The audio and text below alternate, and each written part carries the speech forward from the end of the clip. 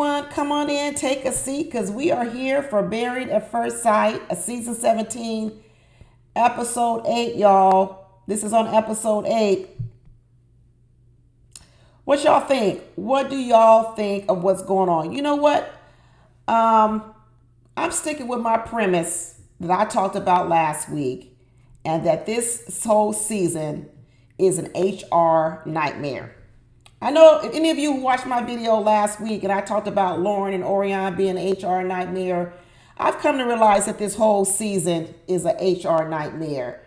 You know, I'm sitting here watching Lauren and Orion. I'm looking at it fall apart.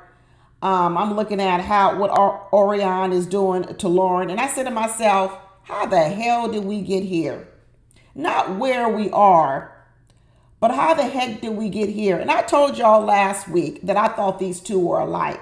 Who was the biggest victim? And today we started talking about, on this episode, who was the biggest forgiver? Who could forget? Who had the biggest heart to forget? Is it me? Oh, it's Lauren. Lauren has the biggest heart to forgive Orion.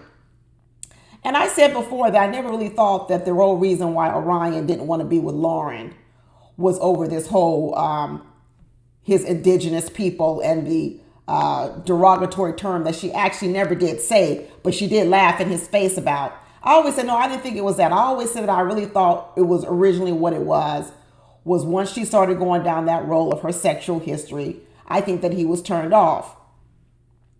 But I'm going to tell you what, and I start talking about it as an HR nightmare, I'm going to dial this back even further. And I'm going to look at all these couples, because one thing I know about Married at First Sight is they love a theme. Married at First Sight, every season, if you guys watch every season like I have, there's always a theme to every season. It's always a thin little commonality that bridges all the couples together. Either they're pairing together opposites or they're pairing together people who are the same. It's always a commonality between all the couples. And I'm going to tell you, I have finally sniffed out what the commonality is between all these couples. Y'all know what it is? It goes back to what I said last week. It's HR. It's an HR nightmare. Any of you in corporate America get jobs, you know there's a couple of strong tenets where you cannot discriminate against: race, creed, color, national origin, sexuality, religion. Those are the basics. And if you look at all these couples this season, what are we talking about the whole season? We're talking about these cornerstones, these tenets of discrimination, where now they're playing out in marriages. And the question becomes, can you judge me over it in a marriage? You can't judge me over it in society. You can't discriminate over me for race in society. But can I do it in a marriage? Yes. You can't discriminate over me because of religion outside, but can you do it in a marriage? Yes. So you got Lauren and Orion. Let me tell you, Lauren and Orion were the jackpot for Married at First Sight when it comes to HR, because they check a lot of boxes. Remember, Lauren is part of the LGBTQ community. Orion fakes and tries to pretend like he's part of the LGBT community because he said he went out with a man. So first of all, in the application, the two of these get to check an extra box. Lauren is a triple minority. She black, she female, and she LGBTQ. When she first applied and they picked her, I said, what kind of man wants to be married to a woman that's part of the LGBT community? What straight man would want to be married to a woman who's part of the LGBT community? We have just assumed, or let me say, I have assumed that the person that Lauren had sex with 2 months ago was a man. But guess what? What if it wasn't a man? What if it was a woman? What if Orion listened to that and said, wow, you just had sex 2 months ago with a woman and now you here are marrying me? You see, I think both of these people, both Lauren and Orion, got on this show because they were considered an at-risk minority, LGBTQ community. That's what I think. I really do. I think we had Lauren and Orion checking a lot of boxes: race boxes, indigenous community, minorities, LGBTQ. Yep, that's what I think. And I think they ended up pairing them together because that's part of this little HR season.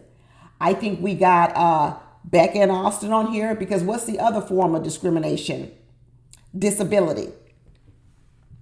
For the most part, Becca got disabilities. You can't discriminate against her, Austin. Austin, you would look horrible getting rid of a wife because of her disabilities. Then you also got race issues. You got an agnostic up here dating a Christian. What you gonna do? Get rid of her because she don't believe what you believe in your faith? Another HR nightmare. Okay? Then you got Claire and Cameron. What's the HR nightmare? Guess what? National origin. Cameron is immigrant. Can't discriminate against him just because he's an immigrant. Can't discriminate against him. And then you got mean-spirited Brennan over here with Emily. They too going through the same religion thing. Jewish versus, I don't know, a person who hates the Catholic religion. And the truth be told, Emily might have a disability. She might be an alcoholic. Who knows? She might need to be in an employee assistance program with some drug and alcohol treatment, because I'm going to tell you, Brennan discriminated against her on the wedding day. When he saw her running around and dancing with no rhythm, and she was drunk, and she was running around telling everybody at the altar that basically she was a woman that's never been in a relationship, but yet she's had in situationships. He said, they done paired me with a woman who sleeps around. They done had me marry a woman who sleeps around. He was turned off from day one. But we're going to talk about all this HR nightmare, but I really don't have too much sympathy and empathy for Lauren and Orion. I know a lot of people do with Lauren, but I don't, because I think Lauren is a clout chaser too. I think she is just what she told us she was, that she's watched every season of Married at First Sight. And where she's really upset about is that she's upset about that her season was cut short. She don't really like Orion, just like Orion don't like her. Lauren does not like Orion. There is no way. What she's upset about is that her TV time and her season has been cut short. Just like Orion said, I'm okay with continuing the process, but I just don't want to be married. Clout chaser. I think both of them use their minority statuses, not only for their race, okay, but their orientation to get on this show, because everybody knows people have been asking for a Married at First Sight queer version, just like the ultimatum. People have been asking for it, but I bet they didn't really want to have one. I bet they really didn't want to have one because they didn't know how it would play over in the community of the mavs viewers. So what they decided to do was, hey, let's bring on these two pseudo LGBTQ community people who might check the box and we can get credit for it. That's what HR be doing. They be, let me get credit for hiring a minority. And they be hiring Clarence Thomas type people. He ain't no real minority. Let me say I took on Orion, even though all he did was go out with a man. And I do believe that Lauren is absolutely, completely fluid. I believe she goes both ways. And I do believe, I'm not so sure now that the person she had sex with 2 months ago was a man. I can't assume that it was. And you know why I know Lauren is just playing games for clout chasing to be on the show? She don't like Orion, because it goes back to why I never understood why she was talking about all these tough subjects. Why she continually brought up tough subjects. Why did she continually bring up the race conversation? Who she had sex with. You see, when a woman really likes a man, but she knows she's ticking that man off and she just wants to be liked by the man, she stays away from hot topics.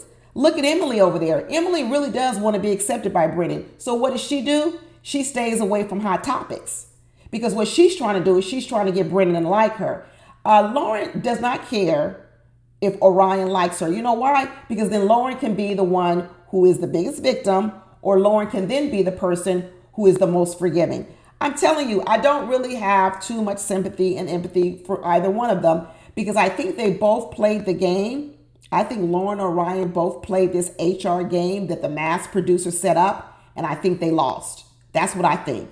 I think they played the game, and I think they lost. I think they played the game thinking they were going to come on here and have the bigger advantage, and I think they lost. I think they bet wrong. And just like I said last week, I think that Lauren got outwitted by Orion, because I think he's the real chess player. Orion is the real chess player, and he has outwitted Lauren at every turn. But I'm going to tell you, I don't absolve Lauren, because I think Lauren as well is a clout chaser. She does not like Orion. Talking about, I want to stay married. Why, Lauren? Why, Lauren? You want to stay married to Orion? Are you really that attractive and want to be with him? I don't think so. I don't think so, because if you really wanted to be with him, there's no way you would have been saying and doing the things that you did. No, I don't think so. Not one bit. You got Lauren taking off her ring. You got Orion still wearing his. You got Orion's all his double talk. First, he don't want to be with her. Then he wants a divorce. First, he takes off his ring. Then he puts on his ring. Please, I watched the after party, which I'm going to do another video on that tomorrow. And Orion is sitting on the after party saying, I made a mistake. I probably should have just moved in. He didn't say, I probably should have stayed married to Lauren. He said, I should have just moved in. More clout chasing, more TV time. All he regrets is he lost TV time. He ain't no different from Alyssa. Remember Alyssa back a couple of seasons ago? She said she still wanted to be part of the process, but she didn't want to be married to Chris. Remember that crazy ass statement she made? I still want to be around the group, but I don't want to be married. That's what Orion was saying. I still want to be on the show. I still want some camera time, but I don't want to be with Lauren. Can I be on the show and not be with Lauren? That's what he wanted. And Lauren, on the other hand, knew she couldn't be on the show without Orion. So that's why she was trying to hang on to this marriage. She was not trying to hang on to this marriage because she liked Orion. Not at all. I don't believe it, not one bit. You got Orion over here talking about, let's do a full reset. No, let's not do no reset. Let me take back my full reset. And you got and then you got Lauren going back and forth saying, okay, I'll do a full reset with you. I forget everything that's going on. Really? Really? You're going to forget everything that's going on. You're going to forget all the things this man has said to you, all the things this man has done to you. You're going to forget them all. And then she's going to say, just tell me the truth. I'm not thin-skinned. Well, if you weren't thin-skinned, we wouldn't have been here in the first place. If you weren't thin-skinned, then when that man told you sex is off the table because I'm turned off by you having sex 2 months ago, you would have kept it moving. You would have sat over there and said, that's okay. I'm good with it. Because that's how a not thin-skinned person would react. Because let me be sitting across the table from a man who says, well, I'm turned off because you had sex 2 months ago. Okay. Can you pass me the hot sauce? Can you pass me the hot sauce? Let's talk about something else then. Because I wouldn't have cared one bit. That's how a not thin-skinned person reacts. A thin-skinned person, a person who's not thin-skinned, doesn't say, well, I don't want to talk about it. You just slut shame me. Another HR nightmare. I'm telling you, this is a whole HR season. As soon as they get back from this honeymoon, this free trip they got, they're about, let's go to our separate apartments because we need a little bit of time apart. Why y'all here? Why are you here? She said they separated, and then Ryan called her or texted her or something, said he wanted to talk. She said, I gave my availability. She says, I gave him my availability, what time we could meet with HR, and I never got a response. So next thing I know, he told me he wanted a divorce. I'm so sick of these two, both of them. And they just be making up excuses. Orion just be making up all kind of excuses. Oh, well, because you go to 0 to 100. I'm just so heartbroken over this. No, you're not, Orion. You're not heartbroken. You were turned off from this woman very, very early on. Very early on. But you couldn't admit it. You couldn't admit it. So now you're coming up with all these other reasons talking about the whole indigenous people fiasco. That's not why Orion doesn't want to be with Lauren. He's lying. He's lying. He ain't gonna try to say what it really is, but he's lying. But yet he wants to still stay on the show and get some more camera time. And he's on darn near every after party. He knocked on the door. Can I be on the after party? Can I be on the after party? Because he's a clout chaser. And Lauren should have never been on here either. Who was they going to match her with? If she really is part of that community, who was she going to match? What straight man would really be comfortable with Lauren's past sexual history? Really? What are the chances of that? Sure, there's a chance. Sure, there's a chance that someone might be comfortable with it. But really, are the chances of plentiful or the chances slim? This was a setup from the beginning. And I don't know why Dr. Pia was going so hard in the paint trying to keep these two together. What for, Dr. Pia? Do you get an extra check if they stay together? Do you get a bonus check if your couple that you put together makes it? Good Lord. We thought Dr. Pia was going to come on here and be an added addition. Come to find out, no. Because I can't believe how hard in the paint she was going to keep these two together. Stevie Wonder should see that these two people should split up. They should split up. This is more than irreconcilable differences that Lauren said. This is way more than this. There's no way that these two should be back together. There's too much that has happened, that has occurred early in this marriage for them to be able to overcome this. Plus, like I told you, they're disingenuous. I don't even believe them, period. I don't even believe they want to be in it. I don't know why Dr. Pia was going so hard in the debate, telling them they should be together and talking about how rigid Orion is. He is rigid. He was rigid from the very beginning. He told everybody in the first episode that I'm stubborn. I don't like people to tell me what to do. And what Orion does is when you tell him to do this, he's going to do this. You tell him to do this, he's going to do this. He does the complete opposite of what you tell him to do. So when you tell him to stay together, you know what he's going to do? He's going to leave. That's what he's going to do because he's rigid. He got his own issues, his own problems. And like I said, he was only on here for some clout chasing and some TV time. That's what I believe. Dr. P were telling Orion, why don't you give her grace? Why don't you? Because this is not about giving grace. This is about they're not attracted to each other, period. But they don't want to admit it. They could never admit that because remember, these are the woke people. These are the woke people. The woke people want you to believe they accept everything. They accept differences in race, creed, color, religion, sexuality, everything. They could never tell you that I'm really rejecting you over one of the basic things that they're woke over. That's the problem. That's why I say it's all clout chasing. That was why there was so much effort in the beginning to make themselves seem like they're really woke, when the reality is they're both rejecting each other over HR stuff, but they don't want to admit it. Orion don't want Lauren. The whole conversation seemed fake all season long. I kept saying that. This sounds like fake conversation, scripted conversation, because that's exactly what it was. Scripted HR conversation. It wasn't real. It was never real. This ain't even no breakup because you know what? It was never a togetherness. Never ever was this a togetherness. And now we're on to the next HR couple, which is Becca and Austin. I don't know, something about in my gut, I still don't believe this one either. I don't care what Austin is saying. I don't believe it, y'all. I don't believe it. I don't believe it. I think this is another one of these situations where someone is faking it because they don't want to reject someone over an HR box on the application, which is a person with a disability. Something in me tells me I just don't believe Austin. I don't know why, y'all. I don't know, because I feel like it's so much that he is overcoming and forgiving that I feel like, man, he isn't addressing any of it. Any of it. He's acting like none of it's going to be a problem.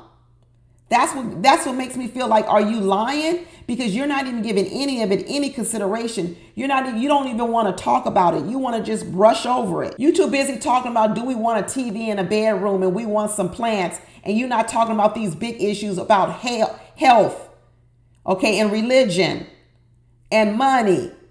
But you talking about TVs in the bedroom. Another HR mix. Don't talk about in religion. Remember Becca wanted to talk about religion? Remember Becca wanted to talk about political affiliation, your politics, and Austin wanted to stay away from it? HR probably wanted Becca to bring that up too, so they could have another discrimination lawsuit, political affiliation, all the hot topics, all the things you're not supposed to talk about at work. They want these couples to talk about it. And then you got Austin running around talking about he's so clean, but then he say he only washed once a month. And your bed sheets too? Once a month? Good Lord. Call the hazmat team. Once a month washing your sheets? Austin, that's ridiculous.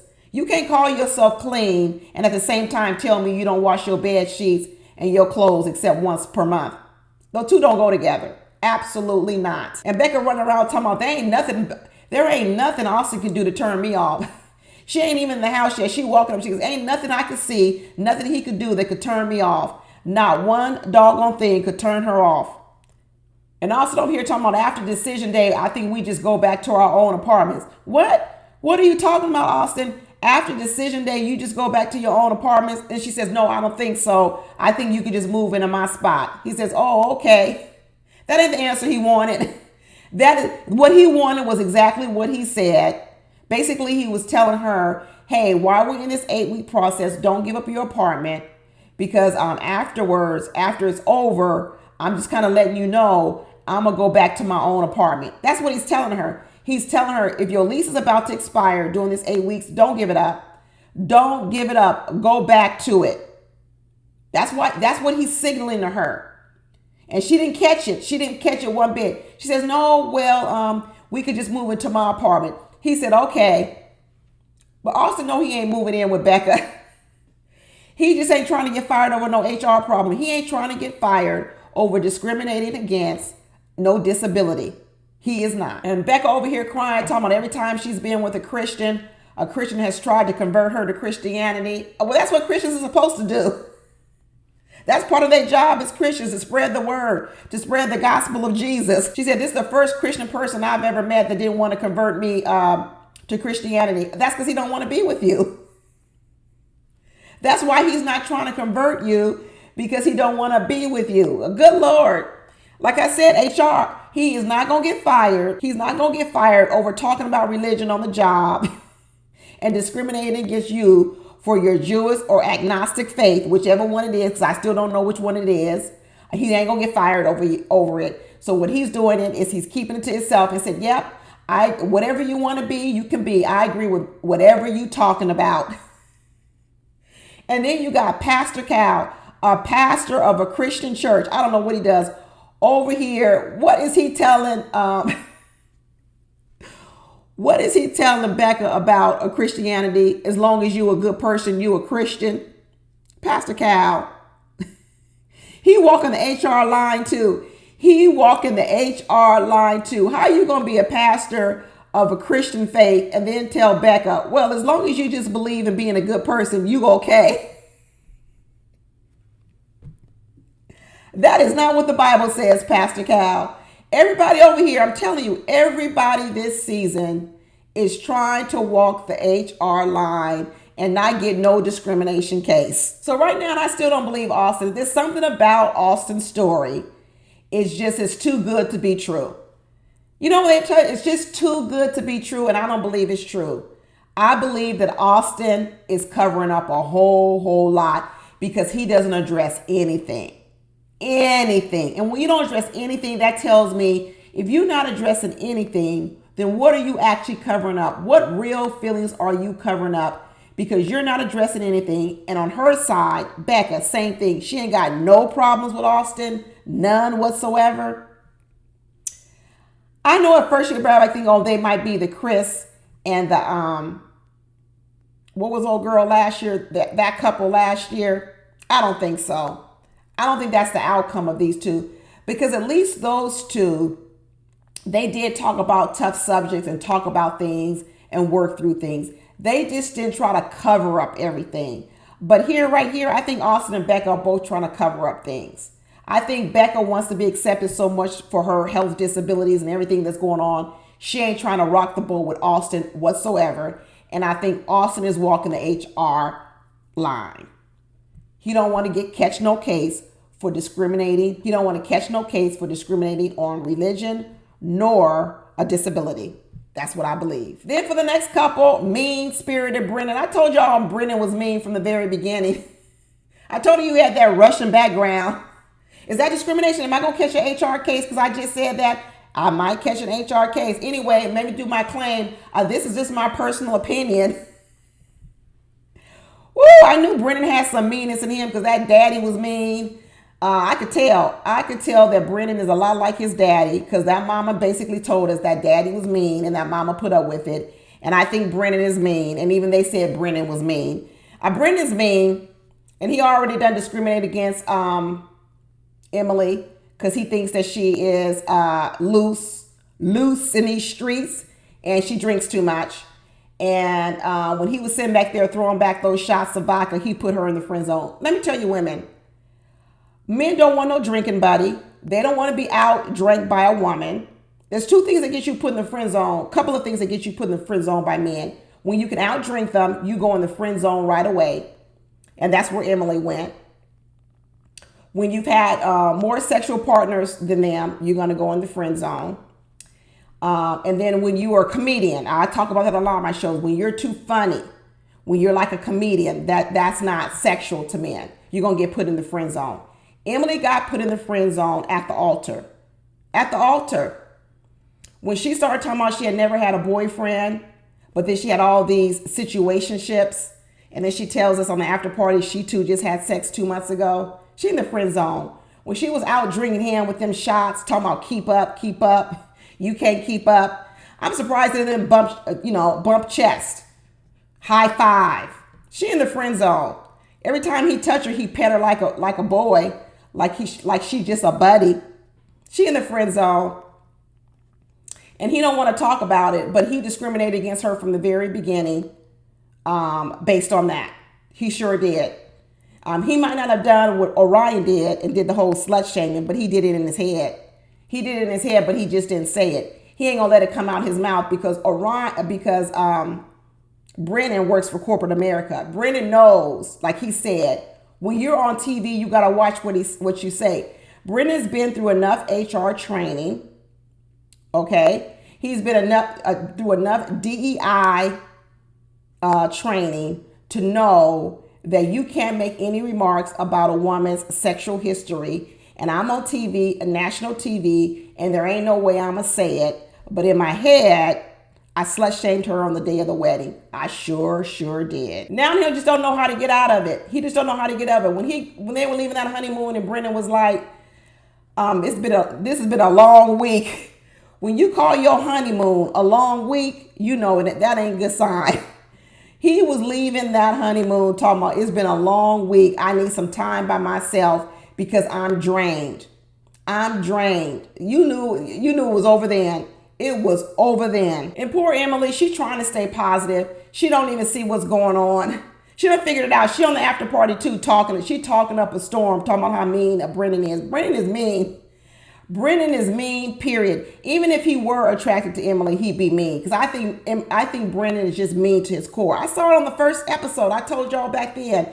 People like, oh, well, why don't you talk about the men? I told you in the first episode that Brennan was mean. I said it in the first episode. I could tell that he was a hard nose. He was a hard ass. He wasn't going to have much patience for Emily. I said it on the first video. All you people who come into my season late, go back and watch the first video. I ain't going to keep repeating stuff every single video. He's mean. He's a hard ass. He wasn't going to have patience for Emily and all her drinking and everything. He wasn't. Emily's the type of person where you might want to go out with her every once in a while, but Brennan don't want to be drinking at the bar all day long, throwing back shots. He got to go to work in the morning. But he ain't going to say it. Like I told you, Brennan has been HR trained. Orion, he wasn't HR trained.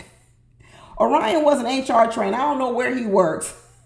He ain't had no DEI training, no modules. Brennan said he was trying to go with the flow initially. He was caught up in the rapture of love. Anita Baker, I'm caught up in the rapture. Maybe this is what it's going to be about. After a while, he says, I can't fake it no more.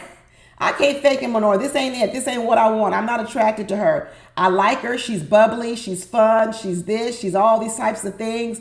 But you know what? I don't want to be with no woman that has a sexual history of Emily and drinks like Emily. I don't want it. I don't know what to tell you. You're a fun person. You're a nice person. You could be my friend, but I don't want you as my wife. Why? You discriminating against Emily? Pastor Cal was like, well, speak the truth. Tell us, what is it that you're not attracted to? And Brennan says, nope, I'm not going to do that. He says, you're not going to get no HR case on me. I'm not going to do it. I'm not going to say it. Good for you, Brennan. Good for you. Because you know what happened when Orion didn't get that training in HR and he said it? Guess what happened to him? They crucified him out in these streets.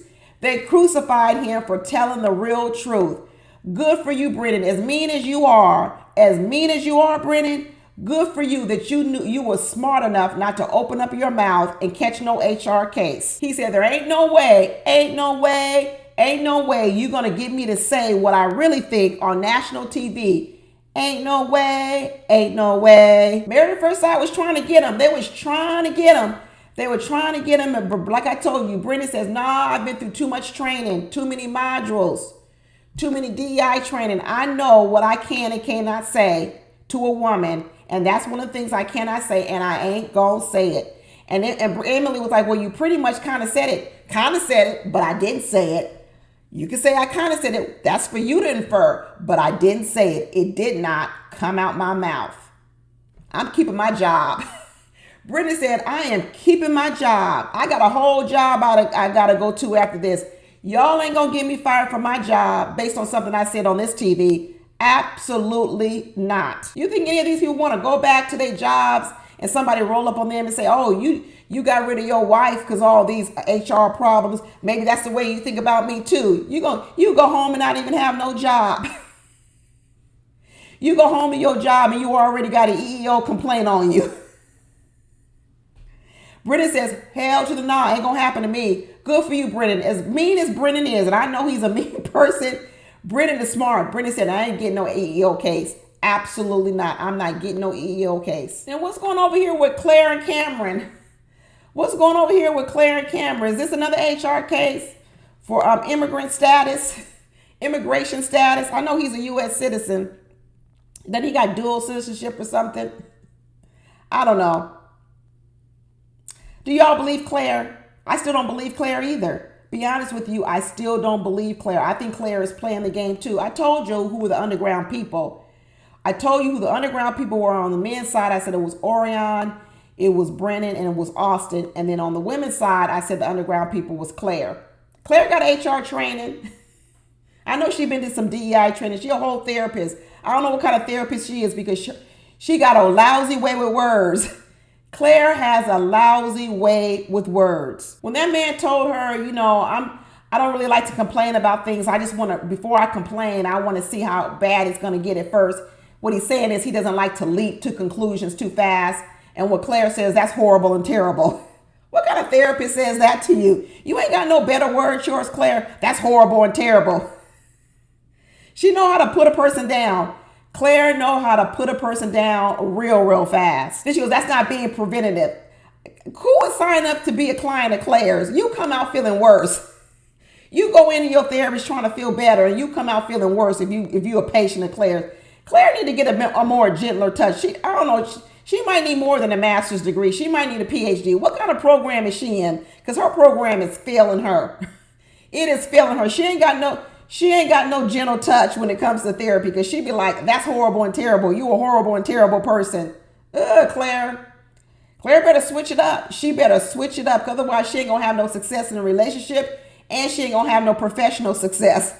Because ain't nobody going to want to be a client of Claire's. I still don't see Claire coming around sexually. I don't see the energy coming around. I think she likes him, as maybe she realizes he's not as a bad person as she really thought, because I think she gave Cameron a really hard time in the very beginning. And I think what she is now is, okay, maybe he isn't as bad as I thought, but I still don't see her having developed any sort of sexual chemistry with Cameron. And I actually like Cameron a whole lot better than I did before. I actually am starting to like Cameron a lot more than I did originally. He lived down there in that spider attic where all them spiders, let me tell you, you got all them traps for spiders. Ooh, that's creepy. Ain't no way I'd be living down there with all those doggone spiders. So spiders could be crawling on me at night. Ugh. Ain't no way. Ain't no way. But let me tell you, Cameron's pretty impressive. He said he was part of search and rescue. He was a mountaineer. He likes to bike. People reminded me last episode that he really was an engineer. He had gone to school for engineering. He's kind of engineer of bikes. I like the fact that Claire even had a bike, even though it was on a flat. And he was like, this frame is too big for you. To be honest with you, this actually is a couple that maybe if Claire was just a little bit more open-minded, they could have worked. They really could have worked. But I think Claire is such a negative thinker that it takes a lot to move her over into the positive thinking side. I think she starts on the negative. So you're already in the hole with Claire, and then you got to dig yourself out of the hole. If she had just started from, base level with Cameron, who knows? These two could have worked out. But I think Claire is just such a negative person. She looks for the negative first before she looks for the positive. So you always have to overcome. Cameron trying to overcome a lot with Claire, but I don't know. I think once Claire gets home, like she said, she missed her family, she missed her sisters, and I think they're a negative influence on her thinking. I think that family is a negative influence on the negative thinking. I think when Claire gets home, they're going to reinforce the negative thinking, and I think that might drive even a bigger wedge between Claire and Cameron. I don't know. We're going to have to see. At least Claire is admitting that she ain't got no physical emotion with not only this man, but with no other man. So now we know that it's just not Cameron, because Claire finally has admitted that she's had problems, intimacy, being physically close to a man, just not only with Cameron, but with men, period.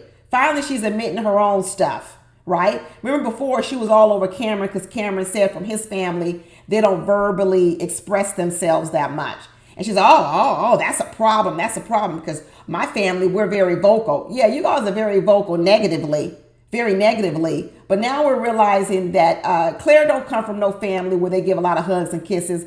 They give out a lot of love. They give out a lot of complaints and criticism.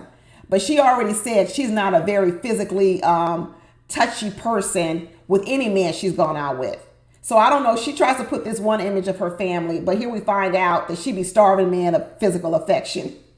She be starving men. This ain't her first rodeo of starving a man with physical affection. And who knows if she can even fix it going forward. I don't know. But had they not started in the hole, maybe they could be a possibility for these two. So you know what? I might even put these two back into the maybe category. I had them 2 feet in the ground on the no category. But because Cameron is trying so hard, and because Claire is starting to finally admit that she got some problems of her own instead of diagnosing Cameron, maybe I ought to move them back on the fence to the maybe column.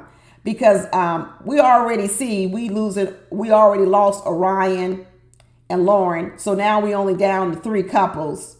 Okay. And to be honest with you, I still think Austin might be lying to us. So maybe Claire and Cameron, maybe they're a maybe. Maybe they're a maybe. It's a weak maybe, though. It's a real weak maybe. But anyway, that's it, y'all. Come back tomorrow. I'm going to do the after party tomorrow. I can't do it today. But come back tomorrow and let's talk about this after party. That's it, y'all. Drop down in the comments. Let me know what you think. Bye.